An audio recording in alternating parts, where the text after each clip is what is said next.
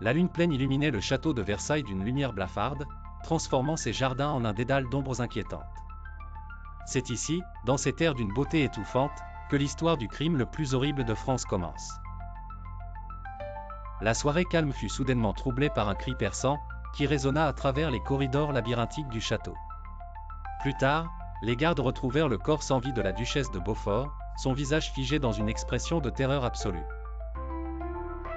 Les rumeurs s'épaissirent rapidement, un tueur rôdait parmi les nobles, et personne n'était à l'abri.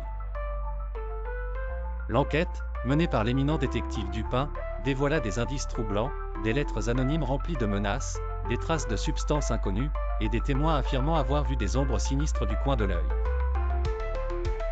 Les nobles, habituellement fiers et arrogants, vivaient maintenant dans la peur constante, leur rire forcé masquant mal la tension omniprésente.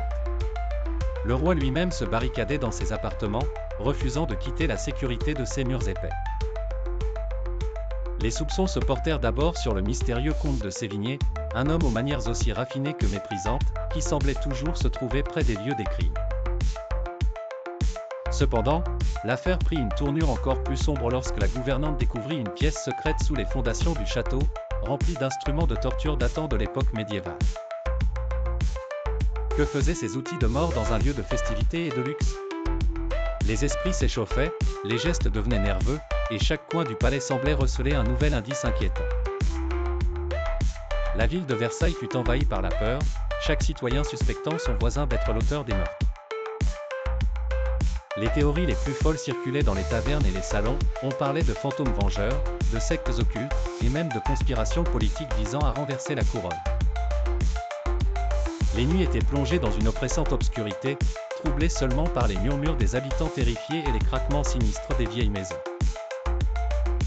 L'étau se resserrait autour du comte de Sévigné, jusqu'à ce qu'un événement inattendu soulevât encore plus de questions. Dans une nuit d'orage, alors que les éclairs illuminaient fugacement la silhouette menaçante du château, un domestique retrouva le comte gisant dans une mare de sang, une expression de stupeur figée sur son visage. Était-il la victime d'un complice trahi ou d'une force surnaturelle? Les listes de suspects semblaient s'allonger, l'angoisse montait. Comment le tueur pouvait-il assassiner le comte sous si haute surveillance? Les révélations finales furent encore plus bouleversantes. Une chaussure abandonnée, une lettre oubliée, et un portrait mystérieux révélèrent une vérité inimaginable. Le tueur n'était autre que la duchesse elle-même, vivant dans les murs du château, devenue folle de jalousie et de rage. Mais il était trop tard pour interroger la duchesse au visage fardé, son corps avait mystérieusement disparu, ne laissant derrière elle qu'une traînée de mystère et de terreur.